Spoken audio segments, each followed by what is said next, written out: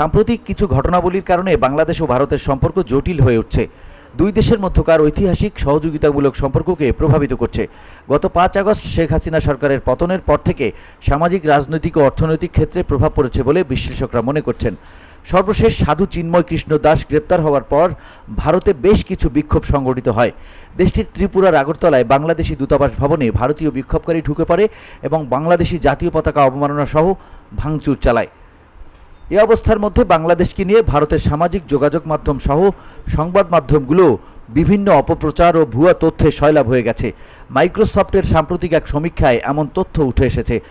বাংলাদেশ নিয়েও দেশটির মূলধারার বিভিন্ন সংবাদ মাধ্যম যাচাই বাছাই না করেই বিভিন্ন ভুল খবর প্রকাশ করছে।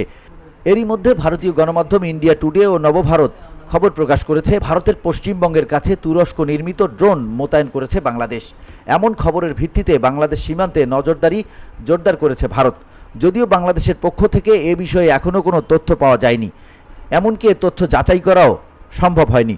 ভারতীয় ওই দুই গণমাধ্যমের প্রতিবেদন অনুযায়ী বলা হয়, ভারতের পশ্চিমবঙ্গ সীমান্তবর্তী এলাকায় তুরস্কের তৈরি অত্যাধুনিক বাইরাক্তার TB2 ড্রোন মোতায়েন করেছে বাংলাদেশ।